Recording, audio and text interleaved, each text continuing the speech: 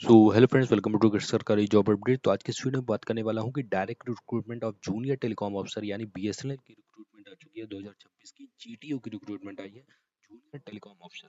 तो आइए बात करते हैं इस नोटिफिकेशन के बारे में। क्या इस नोटिफिकेशन में लिखा हुआ है, एलिजिबिलिटी क्राइटेरिया क्या है, एज लिमिट क्या रहने वाली है, एप्लीकेशन फीस क्या रहने वाली है, सारी डिटेल आपको इस नोटिफिकेशन में आपको देखने को मिलेगी। तो आइए बात करते हैं इस नोटिफिकेशन के बारे में। तो देखिए लिखा हुआ है, Bharat Sanchar Nigam limited proposes to recruit junior telecom officer district recruitment in telecom stream from open market. तो ये जो रिक्रूटमेंट आई है वो स्टार्ट होने वाली है आपकी 4 जून 2026 से 3 जुलाई 2026 तक। इसका जो एप्लीकेशन फॉर्म है वो चलने वाला है। फॉर्म में कुछ गलती हो जाती है तो आप एडिट करने के लिए 4 जुलाई से लेकर 11 जुलाई 2026 तक आप अपना फॉर्म में कुछ भी मिस्टेक है तो उसको आप एडिट कर सकते हैं। एग्जामिनेशन का जो डेट ऑफ एग्जामिनेशन है वो आपकी अगस्त 2026 आपकी यहाँ पे टेंटेटिव रखी गई है। आगे बात करते हैं इस नोटिफिकेशन में। तो टोटल जो है 100 पोस्ट इस नोटिफिकेशन में आपको देखने को मिल रही है। 100 पोस्ट निकाली गई हैं।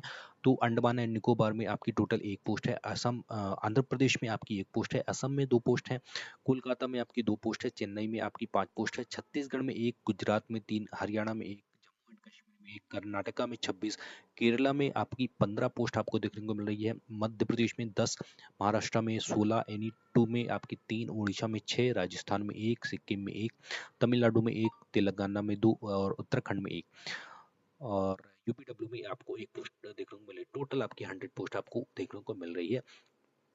अब बात करते हैं यहाँ पे आपकी जो स्केल ऑफ पे रहने वाला है वो आपका 16,400 से लेकर 40,500 रुपये आपका स्केल पे रहने वाला है। सैलरी आपकी इतनी रहने वाली है।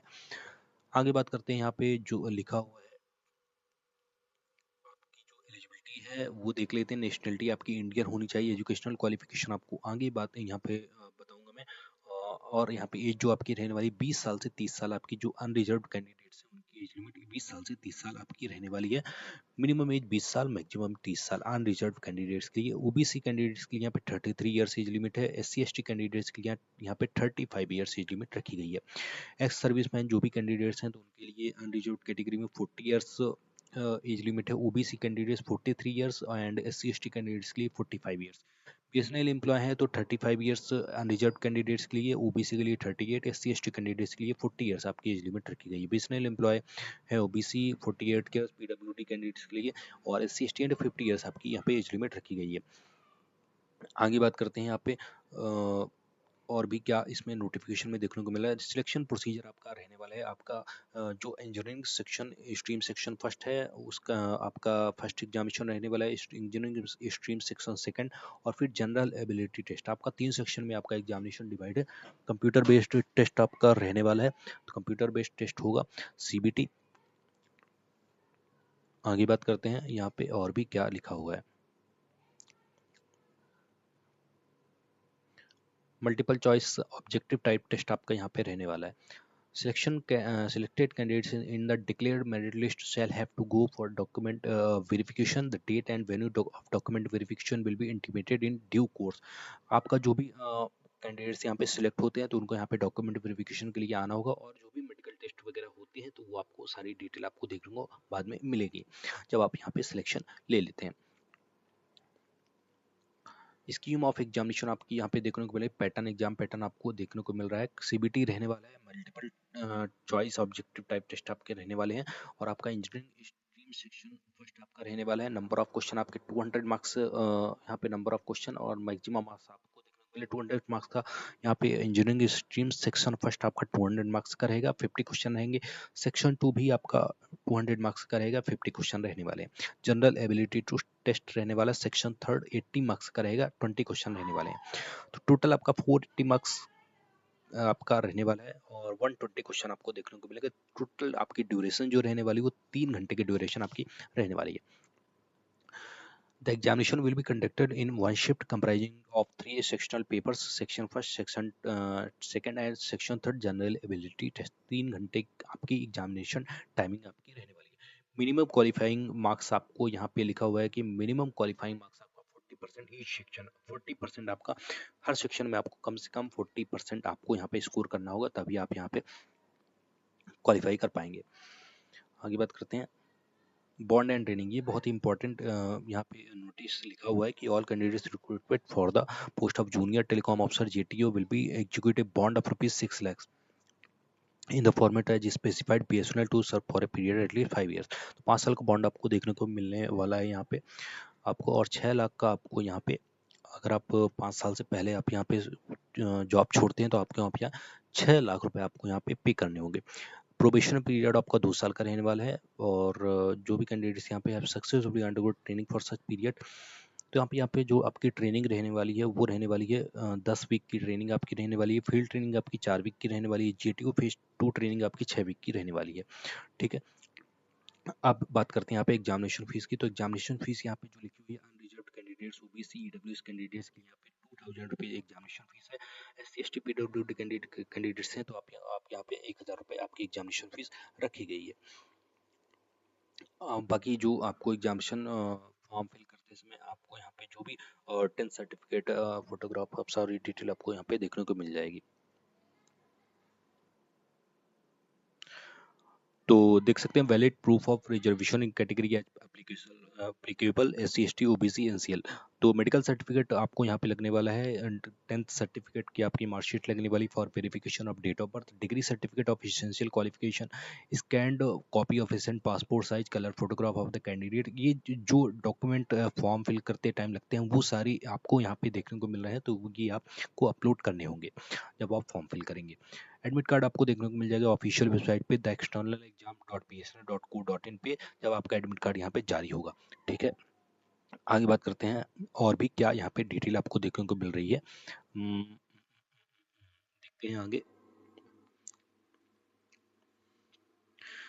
तो ये देखिए यहाँ पे जो एजुकेशनल क्वालिफिकेशन है ये आपको देखने को मिल रही है। मैंने ऊपर बताया नहीं था एजुकेशनल क्वालिफिकेशन, तो आप यहाँ पे देखने को मिल रही है एजुकेशनल क्वालिफिकेशन आपको यहाँ पे क्या है रहने वाली है। तो बैचलर ऑफ इंजीनियरिंग आपने किसी भी यूनिवर्सिटी से कर रखी है, किसी भी कॉलेज से कर रखा है, तो आप यहाँ पे एलिजिबल है।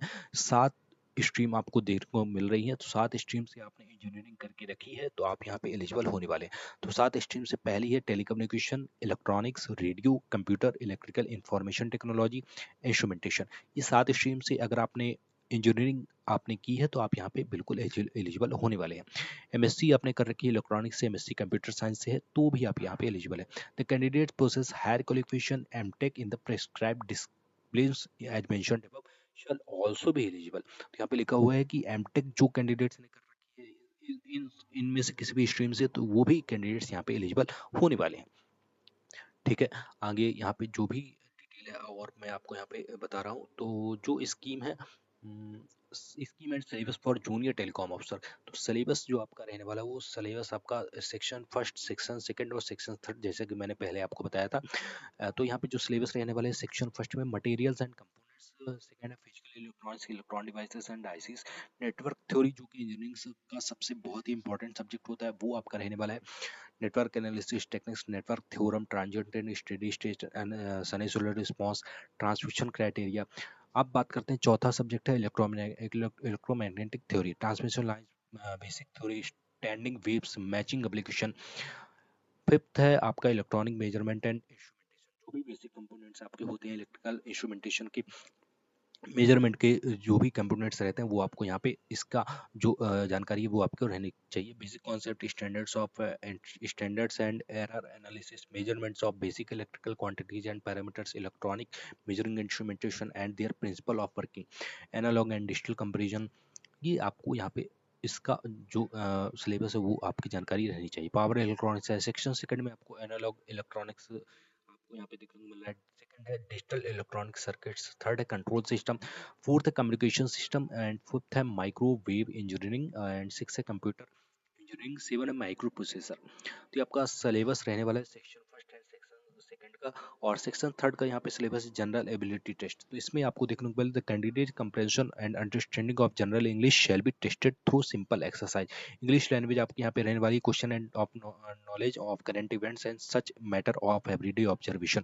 करंट नॉलेज की, आप करंट इवेंट्स की आपको नॉलेज होनी चाहिए, इससे क्वेश्चन आपके यहाँ पे आ सकते हैं। एंड यहाँ पे लिखा हुआ है question will also be included on events and developments in telecommunication, history of India and geography. History history भी आ सकती है ऑफ यहाँ पे, और यहाँ पे टेलीकम्युनिकेशन में जो डेवलपमेंट हो रहे हैं उनके इवेंट की भी आपको जानकारी होनी चाहिए। अब बात करते हैं यहाँ पे जो एग्जामिनेशन सेंटर आपके रहने वाले, तो टोटल आपको यहाँ पे 27 एग्जामिनेशन सेंटर आपको देखने को मिल रहे हैं। तो एग्जामिनेशन सेंटर की बात करते हैं तो पोर्ट ब्लेयर, विजयवाड़ा, गुवाहाटी, पटना, चेन्नई, रायपुर, अहमदाबाद, अम्बाला, शिमला, जम्मू, रांची, बेंगलुरु, तिरुवनंतपुरम, कोलकाता, भोपाल, मुंबई, शिलोंग, दीमापुर, न्यू दिल्ली, भुवनेश्वर, चंडीगढ़, जयपुर, गंगटोक, हैदराबाद, लखनऊ, मीरठ, देहरादून, ये आपके एग्जामिनेशन सेंटर रहने वाले हैं। तो ये पीडीएफ का लिंक आपको डिस्क्रिप्शन में मिल जाएगा, तो डायरेक्टली आप पीडीएफ पे जाके नोटिफिकेशन डिटेल में पढ़ सकते हैं। तो इस वीडियो में